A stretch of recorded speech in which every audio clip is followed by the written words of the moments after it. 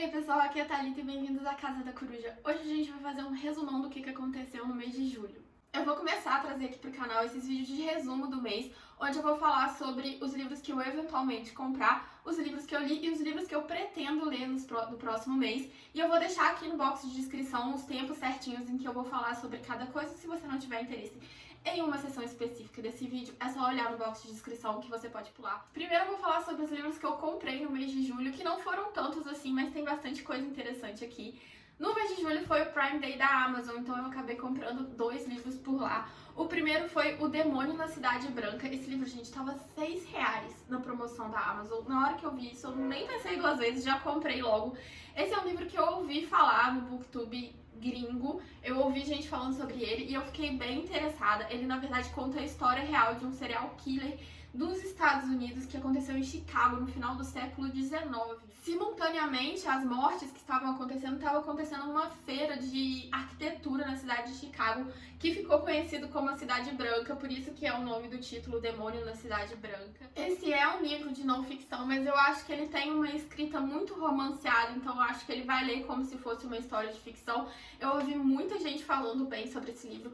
Quando eu postei no meu Instagram que eu tinha comprado esse livro, uma das minhas seguidoras falou que gostou muito do livro, que acha que eu vou gostar muito, então eu tô bem empolgada pra essa leitura. E o segundo livro que eu comprei, gente, foi assim, o maior achado da vida, que foi Ana Karenina, do Tolstói, por R$30 no Prime Day. Sim, eu paguei R$30 nessa edição da Companhia das Letras. Eu acho que eu nunca vi esse livro tão baixo. Fiquei muito empolgada quando eu achei essa promoção e não podia deixar passar, apesar de eu não saber se eu vou ler ele por agora, se vai demorar mais um tempo na minha estante, mas por esse preço não podia deixar. Os próximos 2 livros eu comprei pelo Instagram. Uma menina que eu sigo estava vendendo vários livros e eu aproveitei e comprei esses 2 que eu estava muito empolgada para ler, que é o Véspera, da Carla Madeira. A Carla Madeira tá fazendo muito sucesso atualmente, principalmente com o primeiro livro dela, que é Tudo é Rio. É um livro um pouco polarizado, algumas pessoas não conseguem entrar na leitura, não conseguem gostar muito, mas muita gente ama. E eu comprei o segundo livro, Véspera. E o outro livro que eu comprei é O Senhor Presidente, do Miguel Ángel Astúrias. Esse livro aqui, na verdade, essa edição saiu pelo Clube de Leitura Pacote de Textos, que não tem mais, mas eles saíram com uma capa própria, eles fizeram uma capa própria para esse livro, que na verdade tem essa capa na edição comercial pela Companhia das Letras também, se não me engano, não, mentira, pela Mundarel. Eu não sou muito fã dessa capa, eu preferi a capa do Pacote de Textos, mas enfim, esse livro aqui eu comprei por conta do meu projeto de lendo os ganhadores do Nobel de Literatura. Ele foi Nobel, o Miguel Ángel foi Nobel de Literatura em 1967, ele estava na minha wishlist de ganhadores do Nobel, então já temos o próximo livro que eu lerei para esse projeto. Comprei um livro na estante virtual, que na verdade é um HQ, que é o Day Tripper, do Fábio Moon e Gabriel Bá. Essa HQ, gente, eu acho que ela faz mais sucesso nos Estados Unidos do que aqui. Ela foi traduzida para o inglês e muita gente ama essa HQ lá fora. Eu comprei porque eu tinha acabado de ver um vlog de leitura que a menina tava lendo e ela tinha, assim, se apaixonado por essa leitura, tinha recomendado muito e eu achei um precinho bom na estante virtual, então está adicionado à minha coleção. E por último, um livro que o meu esposo trouxe de um sebo pra mim. Ele fez uma viagem, visitou um sebo e trouxe pra mim o Stoner, do John Williams. Esse livro que saiu pela Rádio Londres, ele tá esgotado há muito tempo na Amazon. Ele tá na minha wishlist há muito tempo e ele nunca voltava pro estoque. Quando ele tava em estoque, ele era muito caro e ele achou esse livro aqui no sebo e eu falei, pelo amor de Deus, traz porque preciso ler. Esses foram todos os livros que eu comprei no mês de julho. Como eu falei, não foram tantos assim, mas temos uma quantidade significativa, principalmente considerando o fato que eu queria diminuir a minha TBR esse ano. Esse era um dos projetos de 2022. Não tá dando lá tanto certo, um spoiler aí pra vocês. Eu não tô conseguindo reduzir, mas pelo menos ela não está aumentando. Estamos ficando ali no 0 a 0. E agora para os livros que eu li no mês de julho. O primeiro livro que eu li foi Amar se Aprende Amando, do Carlos Drummond de Andrade. É um livro de poesia, eu não tenho muito o que falar sobre poesia, eu não sei resenhar poesia. Foi um livro que eu não gostei tanto assim. Eu já li O Sentimento do Mundo do Drummond e eu sou apaixonada naquele livro. Tem vários poemas que eu gosto muito. Esse aqui, a maioria dos poemas eu achei legal, mas não foi aquela coisa assim que me empolgou tanto. Mas eu acho que poesia é o gênero literário mais subjetivo que tem. Uma poesia pode me tocar muito e não tocar nada pra outra pessoa. Então, assim, acho muito difícil de resenhar. Não dei nenhuma estrela, nenhuma nota pra esse livro, porque, como eu falei, eu acho muito difícil, é uma coisa muito subjetiva. Enfim, gostei, estou feliz que tenha lido. O próximo livro que eu li foi O Amor nos Tempos do Cólera, do Gabriel Garcia Marques. Esse aqui eu li pra uma leitura conjunta pelo Instagram também. Tem muita coisa que eu falo lá pelo Instagram, tô tentando voltar a ficar mais ativa por lá. Se você quiser seguir mais o meu dia a dia de leitura, me segue, _Casa da Coruja. Esse aqui foi uma leitura conjunta que eu acompanhei e eu vou falar, gente, que eu tinha uma ideia muito diferente do que esse livro é. Eu não sei se vocês conhecem aquele livro aquele filme O Despertar de uma Paixão, com a Naomi Watts. Eu achava que esse livro, que O Amor nos Tempos do Cólera, seria mais ou menos na vibe daquele livro, que seria duas pessoas se apaixonando em meio a uma epidemia de cólera. Pelo título, eu nunca tinha lido a sinopse desse livro, pra te falar a verdade. Mas é bem diferente, o cólera em si quase não aparece no livro. Nesse livro a gente acompanha a história de amor de 3 pessoas, na verdade a gente tem aqui um triângulo amoroso. Todos eles já são mais velhos no início do livro e a gente vai vendo, eles vão relembrando, vão contando pra gente toda a história deles, desde a infância até chegar no momento atual. A gente tem como protagonista a Fermina Daza, que é a mulher que vai se apaixonar pelos outros 2 protagonistas. No início do livro, a gente tem ela se apaixonando pelo Florentino Ariza, são nomes bem similares e difíceis de guardar, mas ela se apaixona pelo Florentino Ariza e o pai dela não deixa ela se casar com ele por questões financeiras, de classe social. Ele era de uma classe social inferior à dela e o pai dela queria que ela se casasse com alguém de nome tradicional para elevar a classe social dela, porque eles tinham muito dinheiro, mas eles não tinham um nome e o pai dela queria trazer esse nome pra ele. A Fermina e o Florentino passam ali um tempo se relacionando em segredo, tentando realizar esse amor, tentando se casar, mas por circunstâncias da vida isso não vai acontecer. A Fermina vai se casar com o Dr. Juvenal Urbino, que é um médico super proeminente da cidade ali que ela morava, e a gente vai acompanhar o casamento da Fermina com o Juvenal, ao mesmo tempo que a gente acompanha o Florentino olhando esse casamento e esperando que o Juvenal morra para ele poder ficar com o Florentino, esperando ele ter essa oportunidade de realizar esse amor que ele não conseguiu realizar enquanto eles eram jovens. Isso não é spoiler, tá, gente? A gente fica sabendo da dinâmica desse triângulo logo nos primeiros capítulos e o livro é realmente desenvolvendo esse triângulo, como esse triângulo surgiu, por que a Fermina e o Florentino não ficaram juntos. E a gente vai realmente tendo essa história de amor. Eu acho que a história de amor é muito mais do ponto de vista do Florentino pra Fermina, que ele passou anos e anos da sua vida completamente dedicado a ela, esperando a oportunidade de ele poder ficar junto com ela.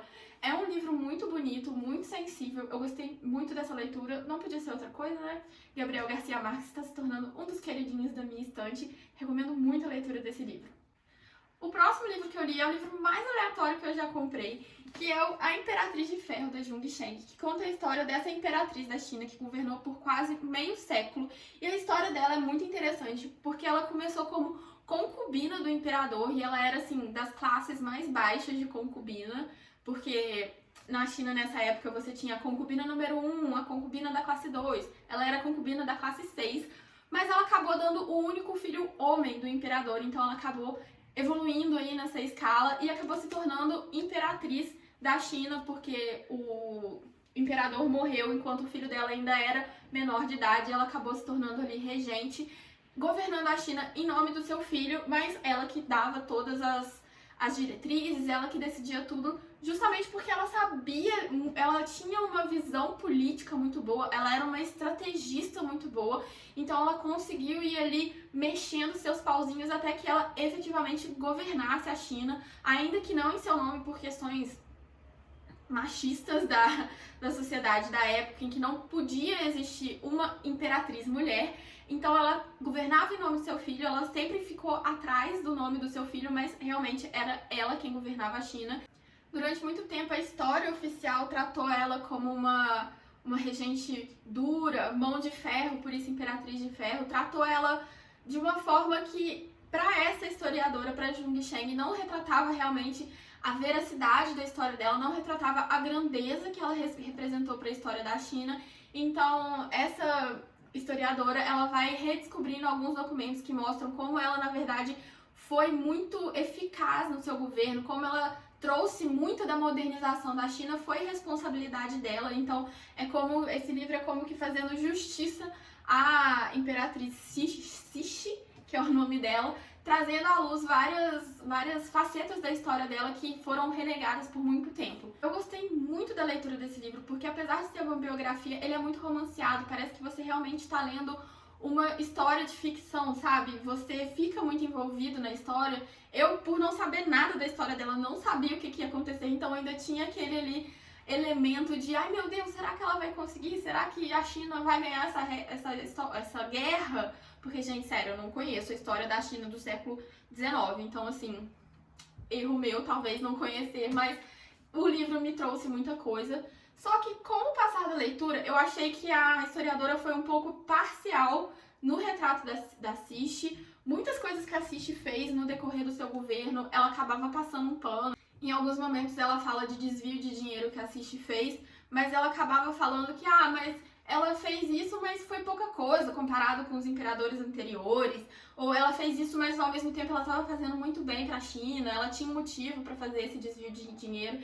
Então, assim, ela retrata a Cixi como uma mulher do cúmulo da perfeição, sendo que, na verdade, a gente sabe que pessoas reais não são assim, né? Tão preto no branco, a gente tem várias nuances ali no meio. Então, apesar de ela trazer uma nova visão para a história dessa imperatriz, que talvez a história oficial não tenha sido completamente justa com ela, eu acho que aqui ela também deu uma exagerada pro outro lado. Mas ainda assim, eu achei um livro muito bom de ler, é um livro gigante, tem mais de 500 páginas e eu li super rápido. Achei muito interessante conhecer de verdade, conhecer a história da China também, que como eu falei, eu não conhecia, eu acho que não é uma história que a gente estuda tanto assim quanto a história da Europa. Então eu achei interessante, apesar da gente ter que ler sempre com aquela pulguinha atrás da orelha ali, de ver que algumas coisas estão sendo exageradas. Apesar de serem exageradas, eu não acho que foi inventado, então eu achei um livro muito bom. E por que eu falo que foi um livro aleatório? Porque simplesmente eu não leio biografias, nunca li uma biografia, eu acho, na minha vida. Eu nunca tinha ouvido ninguém falar desse livro, eu não conhecia a personagem do livro, a Cixi, nunca tinha ouvido falar. Eu simplesmente olhei pro livro, achei a capa interessante, achei a sinopse do livro, né, que conta um pouco da vida da Cixi, eu achei interessante, tava na promoção, eu simplesmente peguei, comprei e acabou sendo um livro 5 estrelas. Eu acho assim que isso nunca aconteceu na vida de eu nunca ter ouvido falar de um livro, comprar na hora que eu vejo a capa e ser um livro favoritado pra mim. Então assim, foi completamente aleatório, mas totalmente recomendado também. O próximo livro que eu li foi Coração das Trevas, do Joseph Conrad, que eu acho que a sinopse me interessou mais do que a execução da obra em si.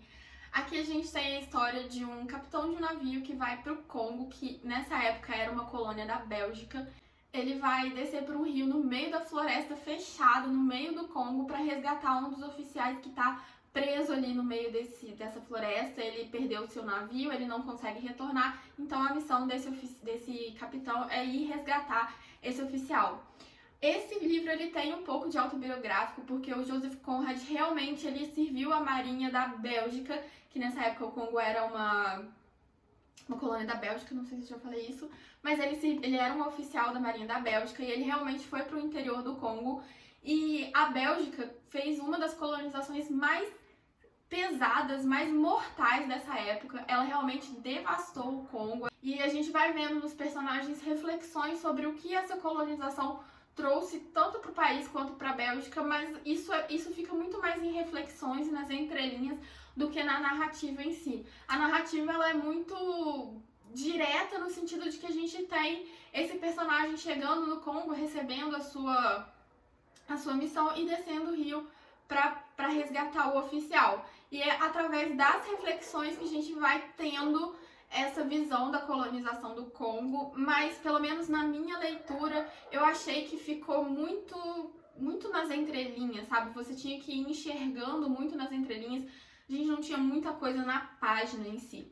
Não sei se eu li com pouca atenção, que é um livro que eu quero reler porque ele é pequenininho e como muita gente gosta, eu sempre quando eu leio um livro clássico que muita gente gosta e eu não consigo gostar, eu acho que eu perdi alguma coisa na história, sabe? Então eu sempre acabo a leitura querendo voltar pra ela, querendo reler pra ver se eu consigo enxergar o que tantas outras pessoas enxergaram. Enfim, um livro que ficou ali no meio do caminho pra mim. O último livro que eu li foi uma grata surpresa, porque foi um livro que eu peguei numa promoção dessas, assim, de banca de shopping, que você acha vários livros por R$10, que foi o Traição, da Karin Alvtegen, não sei pronunciar o sobrenome dela. É um livro sueco, um thriller que me prendeu muito na leitura. Eu acabei de ler esse livro em 2 dias, eu não queria sair dessa história, porque eu queria saber o que ia acontecer. Aqui a gente tem a protagonista Eva, ela é casada e ela descobre que o seu esposo tá traindo ela. E no primeiro momento ela fica revoltada, quer quebrar tudo, quer acabar com o casamento, mas aí ela para e pensa, não, ele tá me tratando dessa forma distante, dessa forma grossa, justamente porque ele não quer dar o primeiro passo, ele não quer terminar o casamento e ser o responsável por destruir a nossa família. Eles têm um filhinho pequeno também. Então, assim, ela fica nesse pensamento, ele quer que eu seja responsável, então eu não vou dar esse primeiro passo, eu vou me transformar na esposa perfeita, agradando ele o tempo inteiro, porque se ele quiser sair desse casamento, é ele que vai ter que sair. E a partir daí ela começa a ser essa... Na relação com ele, ela é essa esposa compreensiva, calma, e por dentro a gente vai vendo os pensamentos revoltados dela, ao mesmo tempo que ela quer tentar destruir essa mulher que destruiu a família dela. Ela começa a fazer vários ali planos, bolar vários planos pra atrapalhar a vida dessa mulher. Eu achei muito interessante essa dinâmica que ela criou dentro da casa dela ficar o tempo inteiro ali tratando o esposo bem, querendo retomar o casamento pra ver se ele tomava uma atitude, porque essa era uma das reclamações dela com relação ao casamento, que o esposo nunca dava o primeiro passo, era sempre ela que tinha que organizar viagens, ela era que dava o primeiro passo em noites de encontros, o esposo era sempre aquela pessoa pacata, passiva, e dessa vez ela falou, não, eu não vou deixar ele me fazer ser a pessoa ruim, ele que vai ter que terminar. Eu gostei muito dessa sacada no livro. Eu teria dado 4 estrelas pra esse livro se não fosse um capítulozinho assim aqui no final, que é o momento ali da reviravolta do livro, seria o momento do clímax, que é um grande problema que eu tenho com thrillers em geral, que é o fato de que a Eva, ela começa a ter várias decisões burras, estúpidas, coisas que você nunca faria na vida real, tipo assim, uma pessoa aleatória para e te fala, você tá chorando no meio da rua, aí uma pessoa aleatória para e fala, entra aqui no meu carro, você tá chorando, deixa eu te dar uma carona, e ela entra, sabe? Oi, não, por quê? Por que você vai entrar? Não tem razão pra você entrar. E ela começa a ter várias atitudes, assim, que vai falando que ela só teve essa atitude pra gente ter o momento suspense do livro, sabe? Quando, assim, filmes de serial killer, a pessoa só entra naquela casa pro serial killer entrar atrás dela e matar ela. Foi esse tipo de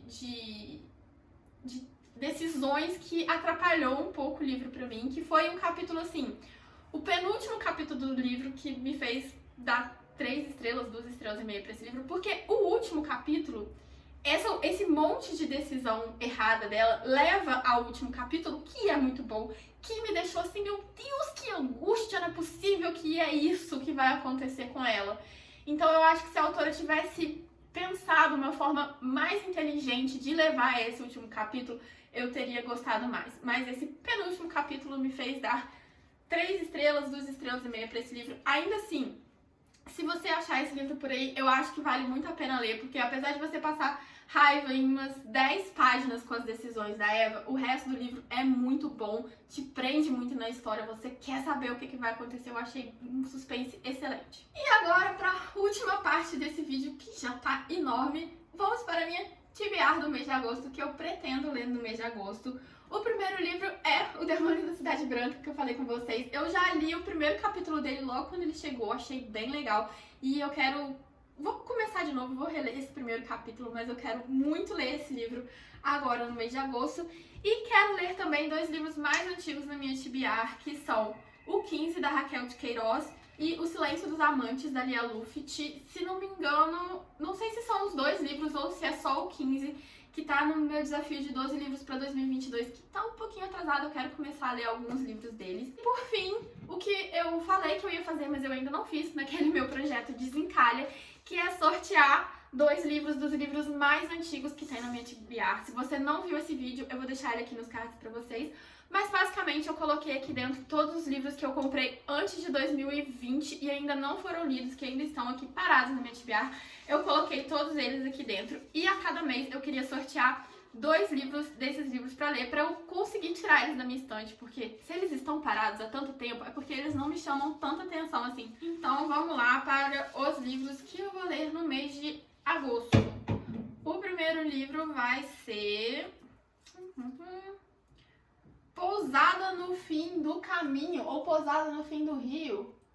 Não sei, esqueci o nome do livro, mas esse é um livro, na verdade, um livro de romance que eu leio pouquíssimo, mas uma das poucas autoras de romance que eu compro o livro dela toda vez que eu acho em sebo, que eu gosto de ter aqui em casa, é a Nora Roberts, que é a autora desse livro. E vamos para o segundo sorteio. Esse livro, Pousada no Fim do Caminho, ou Pousada no Fim do Rio, não sei. É um livro bem grande, mas eu costumo ler os livros da Nora Roberts bem rápido, então acho que não vai ser um problema. E o segundo livro é O Herói Discreto, do Mário Vargas Llosa. É um livro que tá há muito tempo na minha TBR e eu não sei porquê, não me dá vontade de ler, apesar de eu querer muito conhecer o Llosa. Não consigo pegar. Nunca é o livro que eu corro pra pegar na minha estante, sabe? Então, escolha interessante do potinho. Então, essa foi a minha TBR, os 5 livros que eu vou ler no mês de agosto. Se você gostou desse vídeo, dá um like pra mim. Deixa no comentário aqui qual livro você pretende ler no próximo mês. E eu vejo você no próximo vídeo.